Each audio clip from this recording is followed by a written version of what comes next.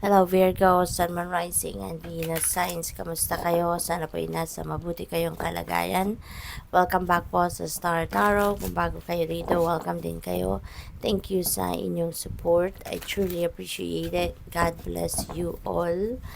Virgo, paunang mensahe po ninyo ay Two of Pentacles. Ayan. So, kayo ito, Virgo, kasi you are a great multitasker. Talento nyo to, no? Yung pag-multitask, pag-juggle ng maraming bagay, no? Kasi ano kayo, masipag, sobrang workaholic, no? Kaya kayo ito. Siguro, nag-ano kayo, uh, nagja-juggle kayo ng many things. No? You're juggling many things. You are focusing on different things at the same time, no? Maaaring ganun ang ganap dito, Virgo. Pwede rin ang iba sa inyo rito is, maaaring ang iba sa inyo rito is really, um, working on many things, no, at the same time. Baka din nagbi-mini mo kayo. Pwede rin na gano'n, na alin kaya dito yung uunahin ko, alin kaya dito yung pa-prioritize ko. So, pwedeng gano'n. Kaya, parang ang dami-dami pa at the back of your head, ang dami-dami nyo pang gustong gawin, ang dami-dami pa naka-line up na gagawin ninyo, but you are already, working on many things already right now, no? Marami na kayong ginajuggle na mga bagay-bagay. Kaya, maybe you need to, to balance your life, no? Siguro, kailangan ninyo ngayon pag-isipan mabuti ano mga bagay na dapat ninyong i-prioritize. Yun muna ang unahin. At kung ano man yung mga least important or least priority, dapat yun ang ilalagay muna ninyo sa back burner, no? At wag nyo na munang isipin nyo muna kung anong importante, anong mahalaga, ano ang kailangan, ano ang dapat. Okay? Kasi dapat meron kayong oras para sa lahat. You need to put time on everything, 'di ba? Pero hindi yung kahit hindi naman siya yung pinaka-importante ngayon, wag niyo na muna bigyan ng panahon 'yun, isang tabi niyo muna at kung ano yung mga sobrang importante. At yun ang dapat na nasa unahan din ng inyong priority list. Okay? Queen of Wands, ayan. So, masyado kayong focused, determinado.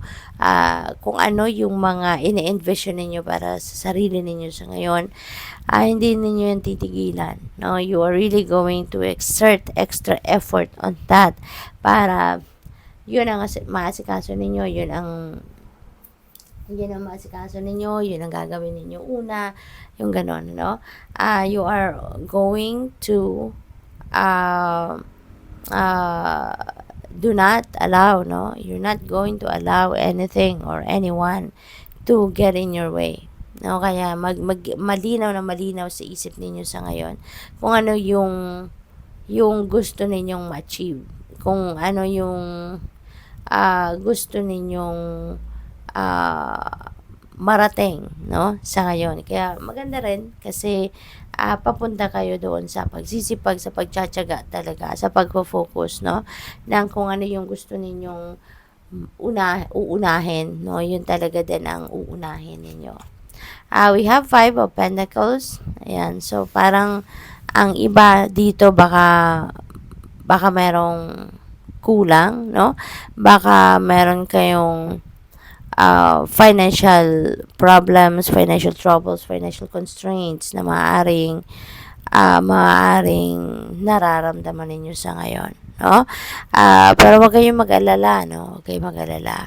Ito yung mga maliwanag na mga boxes dyan. That represents church windows, no?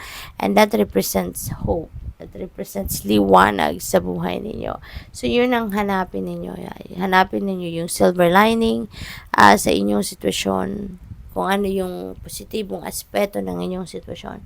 Doon kayo muna mag-focus, no? Kasi yun ang magbibigay sa inyo ng push, yun ang magbibigay ng liwanag sa isipan ninyo to continue on, no? Hindi yung mga problema, lalo na sa ngayon, kunyari may problema kayo sa pera, that's not the end of it, no? That's not the end of the world, okay? Kung yung mga problema na yan, hindi yan dumadating sa buhay natin para sukuan natin, di ba? Yung problema na yan, yan ang mas nag-i-encourage dapat sa atin na mag-continue on tayo sa buhay, na magsipag tayo, mas dumiskarte tayo, kasi dadalhin tayo nitong mga problema na ito doon sa lugar na mas magiging maginhawa tayo.